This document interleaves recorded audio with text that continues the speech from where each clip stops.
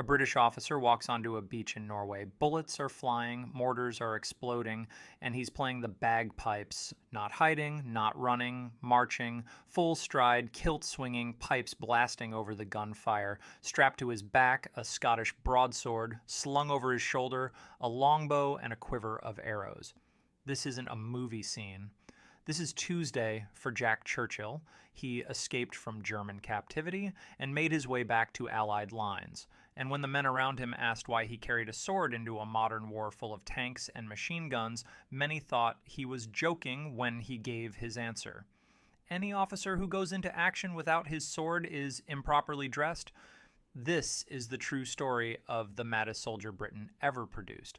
Before the war, Jack Churchill had already built a life that was anything but ordinary. In the 1930s, while most young British officers are drilling and marching, Jack is doing something else entirely. He's competing in world archery tournaments, he's playing bagpipes competitively, he's riding motorcycles. He leaves the army in 1936, working as a newspaper editor and even landing a job as an extra in Hollywood films, including The Thief of Baghdad, where he appeared as a bow-wielding extra.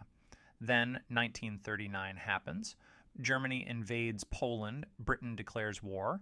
Jack doesn't wait for a letter. He rejoins immediately, and when he packs his kit bag, he doesn't just pack a rifle. He packs his longbow, his arrows, and his Scottish broadsword. Many of the men around him think he's joking. Jack thinks he's prepared. May 1940. France is collapsing, the German army is smashing through, and British forces are being pushed back toward Dunkirk. Near the village of Lepinette, Jack's unit sets up an ambush on an approaching German patrol. Rifles are ready. Jack has other plans. As the Germans get into range, Jack raises his heavy longbow. He draws back an arrow. The arrow strikes a German NCO, signaling his men to open fire.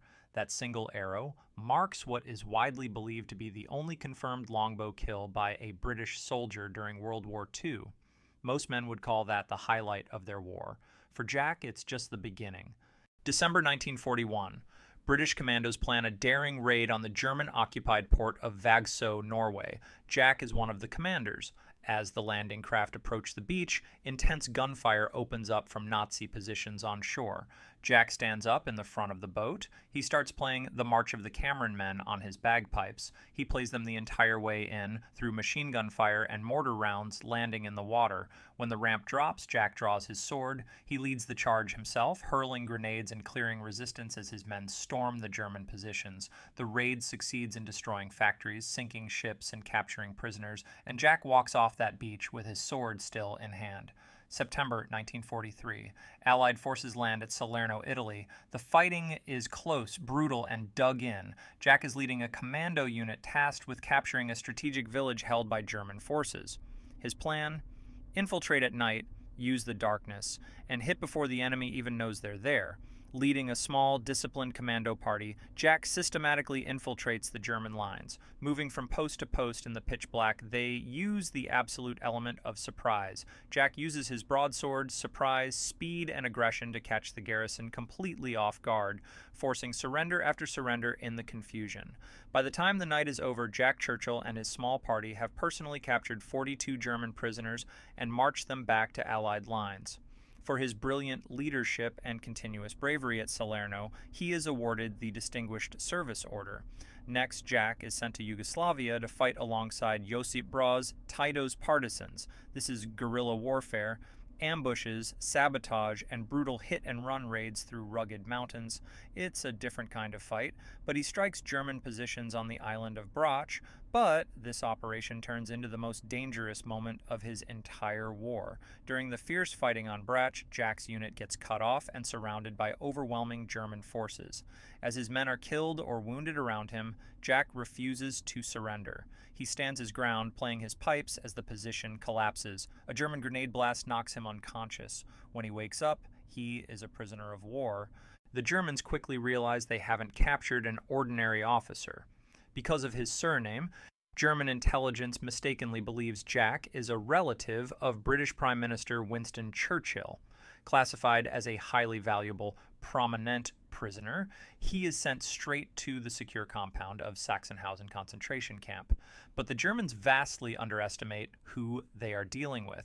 Jack isn't planning on staying. In early 1945, as the Allied forces close in and the Nazi regime begins to fracture, prisoners are transferred under heavy guard. During one of these chaotic movements, Jack seizes his chance. He slips away from the column, melting into the darkness and escaping behind enemy lines into a collapsing Germany.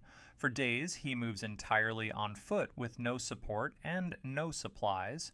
Guided by raw survival instinct, he hikes roughly 150 miles through hostile territory, eventually linking up with Allied forces. He survived a concentration camp and then he simply walked out of Nazi Germany. The war in Europe ends in May 1945, but Jack barely pauses. He immediately volunteers for the Pacific Theater, deploying toward Burma to bring his sword and bagpipes to a whole new front. But in August 1945, the atomic bombs fall on Hiroshima and Nagasaki. Japan surrenders. The war is over. Jack's reaction isn't relief, it's disappointment.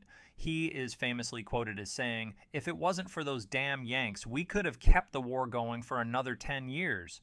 Peace doesn't slow Jack down. He serves during the tense years of the British Mandate in Palestine, saving a medical convoy under fire. Later, he moves to Australia. While surfing already exists there, Jack falls in love with the sport, designing and shaping his own custom surfboards.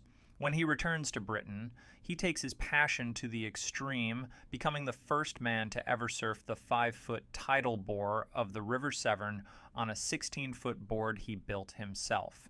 Even into his older years, he works as a parachute instructor, seemingly incapable of slowing down. Jack Churchill dies in 1996 at the age of 89. He fought in a war shaped by tanks, machine guns, and atomic weapons, and he chose to carry a bow, a blade, and bagpipes instead. By every rule of modern warfare, it shouldn't have worked. But he eliminated an enemy with an arrow, captured dozens of prisoners with a sword, and walked out of a Nazi camp on foot. Jack Churchill didn't just survive World War II, he lived and fought entirely on his own terms,